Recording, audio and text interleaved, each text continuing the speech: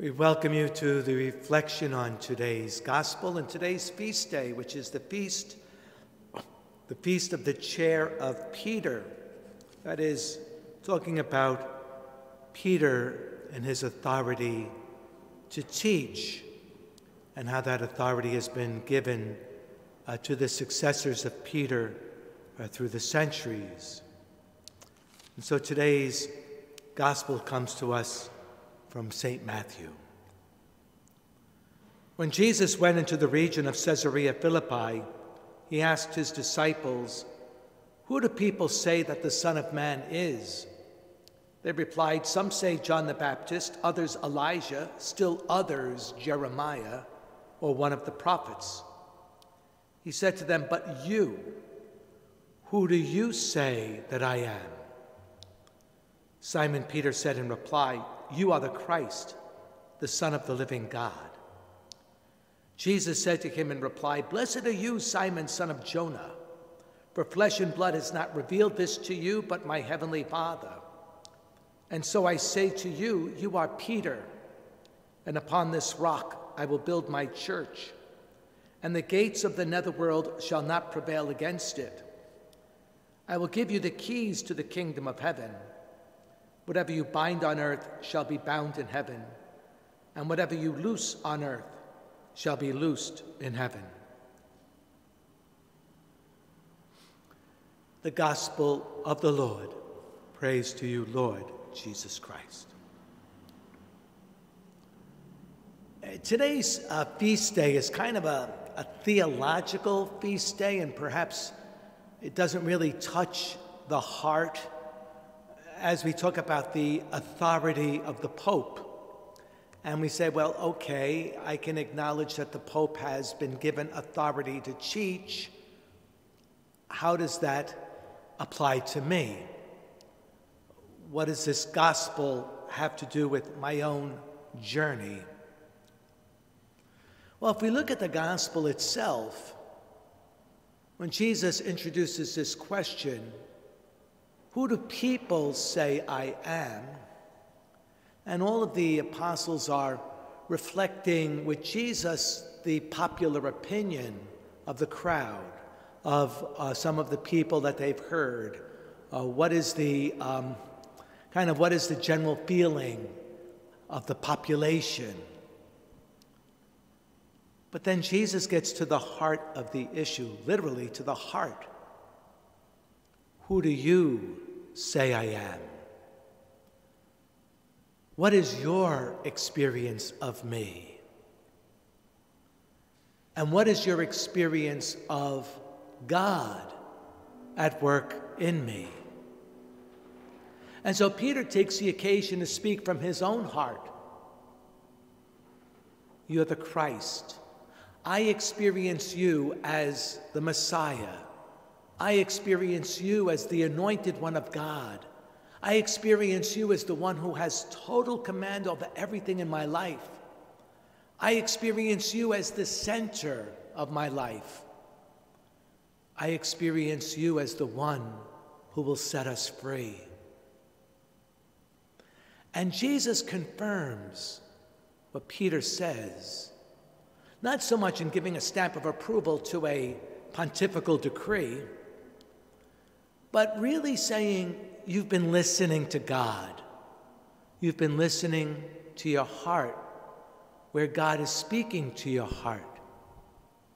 "For no flesh and blood has revealed this to you, but my heavenly Father." You've been listening. And so that perhaps is really the authority of the teaching office of the church. The authority of the teaching office of the church is an authority that's based on listening. Not necessarily listening just to popular opinion, but trying to discern, what is God speaking? What is God saying? What is the Father saying in this moment, at this time?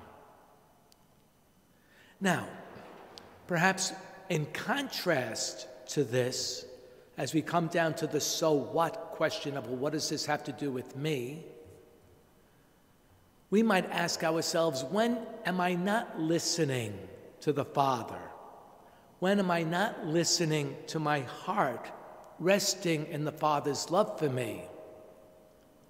We can go to another scene in the Gospel where Peter is not so much the rock.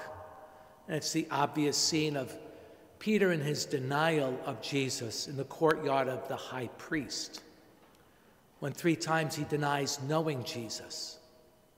So here, in this place of Caesarea Philippi, Peter, listening to his heart, listening to the voice of the Father echoing in his heart, says, I know you, Jesus. I know who you are.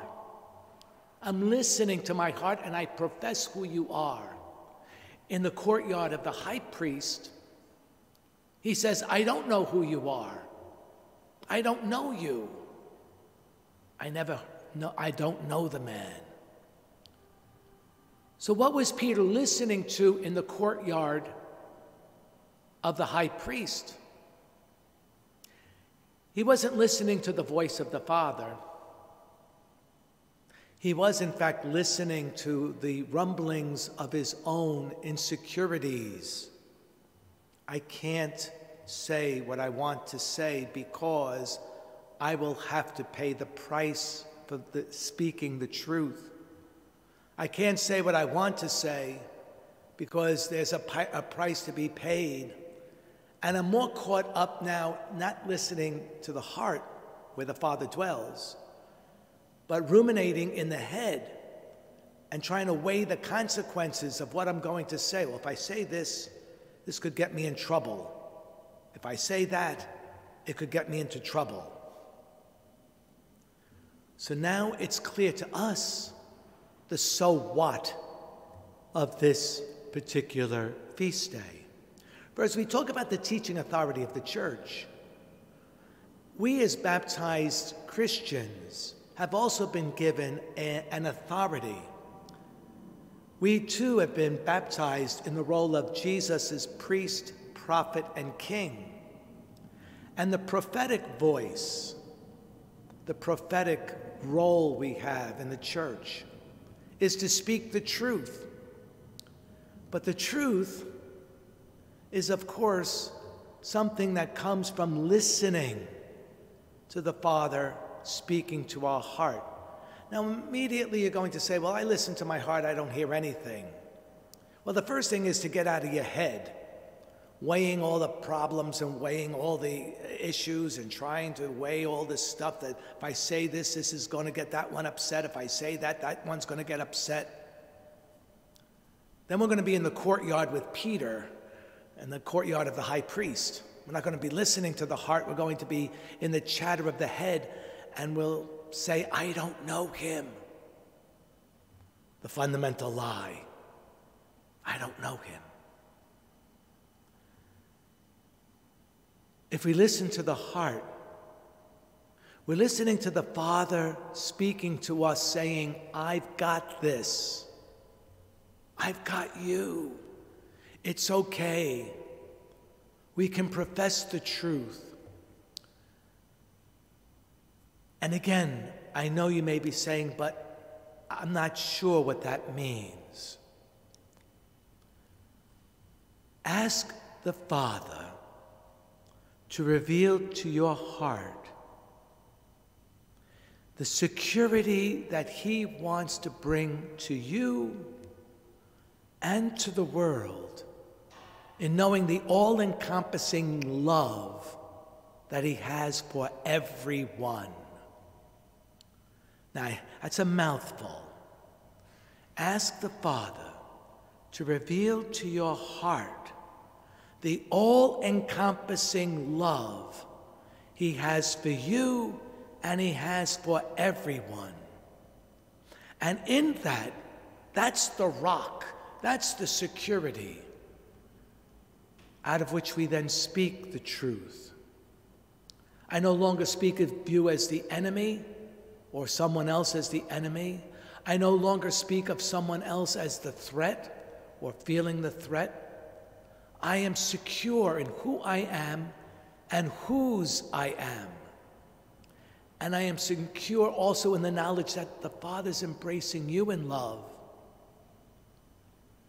And I think Pope Francis, the listening heart of this Pope, is one who really is a model of the teaching authority of Peter.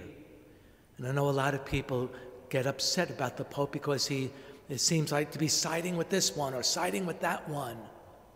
He's listening to the heart and the all-encompassing love of God for everyone. And in his own sense of security, he's willing to proclaim that truth. And again, to allow us to understand who is Jesus. And in knowledge of that, what does he call me to do? What is he asking me to say? My friends, as we enter into this celebration of the feast of the chair of Peter, let us ask that the Lord will give us clarity of knowing his love for me as a person and his love for everyone. And in that all-embracing love, to begin to discover what God is saying, the Father is saying to me in my heart, and the truth that I must profess. Glory be to the Father, and to the Son, and to the Holy Spirit, as it was in the beginning, is now, and ever shall be, world without end. Amen. God bless you all, and have a good day.